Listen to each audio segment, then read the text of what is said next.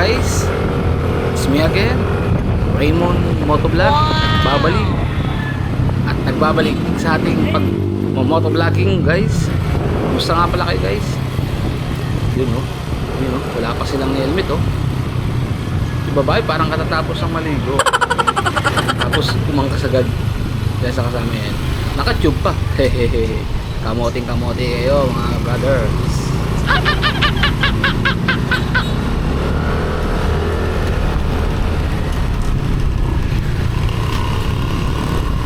Na talagang pila-pila pila-pila yung pagiging kamote nila guys. Yan.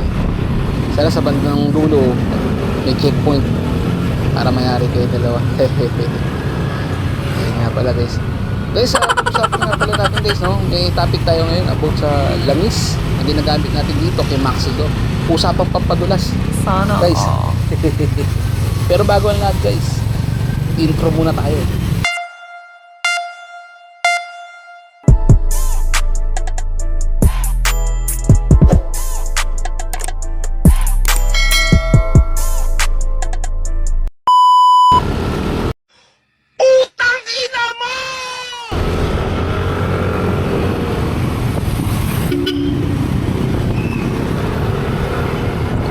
Yun, nalagpasan na natin yung dalawang kamote, no? Ngayon guys, mabalik tayo sa pinag-uusapan naman natin about sa ginagamit ko lang nga dito kay Maxilor, no? Guys, itong si Maxilor natin is almost 5 years na siya guys sa atin, no? Pero so far so good. Okay na okay pa naman. Ang before nga pala na ginagamit kong langis kay Maxilor guys ay walang iba kundi Yamaha Lube guys, siyempre. Yamaha yun eh. Yung Yamaha Blue Core yung ginagamit natin langis dito before kay Maxi. Kaso guys, mayroon akong prawns sa Yamaha Lube. Masyado siyang malakas magbawas. Oh guys, malakas nga talaga magbawas si Yamaha Lube, no? Kaya nagpalit tayo ng langis na ginagamit natin dito kay Maxilor. Marami na tayong sinubukan langis guys. Like Motul, Castrol, Pertua na rin tayo. Pero isa lang guys ang pinaka the best na langis na nasubukan ko dito kay Maxilor natin guys. Mas magandang pampadulas sana. Oh guys, tama kayo narinig, pampadulas dito kay Maxilor natin, no? Sa 5 taon na paggamit ko dito kay Maxilor guys, kasi nung mga nakaraan na gamit natin lang, kasi ngayon guys marami na naglalaba sa mga peking langis ngayon guys, kaya mag-ingat kayo sa merkado guys. Kung bibili kayo ng langis guys, siguraduhin nyo na mas subok na sa mismong shop kayo bumili para mas sigurado kayo guys. Ito na guys, sasabihin ko na kung ano yung gamit natin langis dito kay Maxilor. Ayan guys, walang iba kundi ang yan ito guys, yan guys, no? Walang iba kundi ang Shell Long Ride. Subok na maasahan guys. Legit yan guys, legit.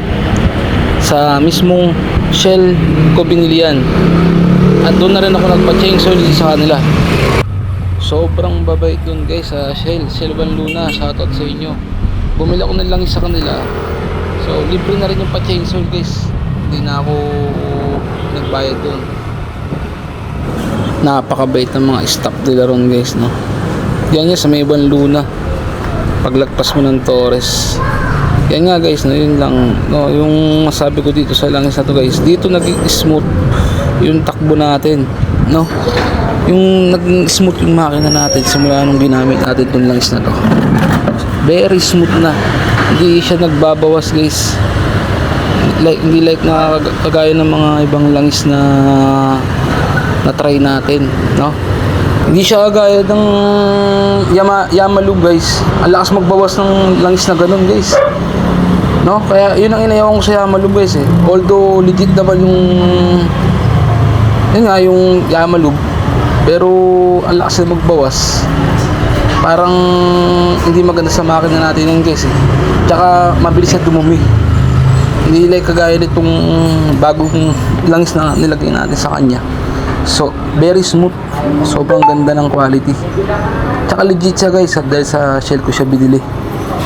Hindi kagaya ng mga ibang langis na naglalabas sa merkado na sobrang japik o peke. Guys, di ko naman sinasabing lahat ng langis sa peke bukod sa Shell pero ako guys, hindi naman ako sponsored ng Shell long ride. Sinasabi ko lang din yung aking karanasan, tinitip ko lang din sa inyo kung ano yung mga nasubukan ko ng langis, yan kagaya ng Shell na gumamit na nga pala tayo ng Motul, Pertua, Kicks, yan guys. Pero ang masasuggest ko lang talaga guys, nasa sa inyo naman yan kung ano gusto nyo gamitin guys nasa sa inyo naman kung ano yung pinaka the best para sa inyo guys. Kasi sa akin, ayun lang sa opinion ko, karanasan ko guys dito sa langis na sinubukan natin. Tsaka guys, nga pala medyo may kamahalan nga lang tong langis natin guys, no? Dahil nasa 600 plus siya.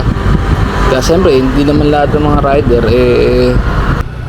afford yung ganung presyo guys. Siyempre yung mga ibang rider talaga naghahanap din sila ng medyo budget friendly din na pang daily use nila. Siyempre guys,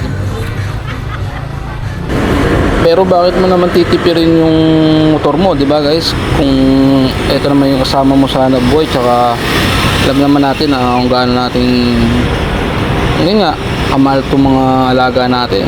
Like ko si Maxilor guys, kaya hindi ko tinitipid talaga sa langis to, lalo sa mga pampadulas niyan. Sarap. Siyempre guys, kung gaano natin kamahal yung mga jowa natin o mga misis natin, Hindi totoo yan. Bola lang yan. siyempre parang ganito rin tong motor natin, na kamahal din natin sila, na alagaan natin sila sa pampadulas, diba guys? Siyempre ang buhay niyan ang buhay ng makina natin. Pagbababayaan natin sila sa langis, machi-change oil tayo niyan guys.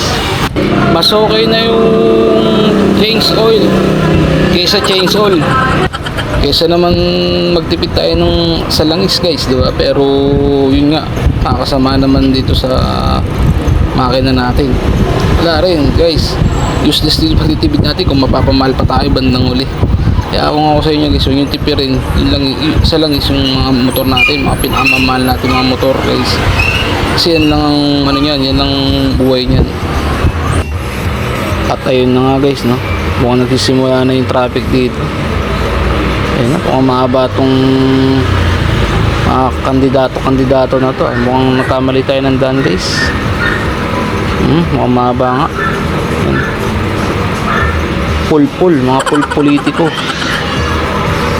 Hehehehe. Yun nga guys, nalalabasan na naman itong mga politiko na to kapag eleksyon. Ngayon pag nanalo na, hindi ka nakilala na itong mga pulpolitiko na to, mga pulpul. Ngayon lang guys, tumatakbo pa lang sila, ano na sila parang istorbo na sila sa kali. Hindi naman, joke lang mga kaibigan natin mga politiko yan. Ito isa pang gago, ay tumabi, kunwari nagka-traffic pero gago. Gago. So yun nga guys, no, mabalik tayo sa pinag-uusapan natin about sa langis na ayun.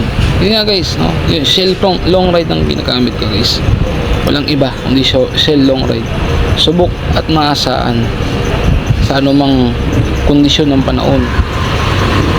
10W40 nga pala ginagamit ko guys, walang iba. Huwag kayong gagamit ng 5W40. Kung ano yung mga nasa manual nyo guys, yun yung gamitin nyo para much better na rin sa ating mga NMAX.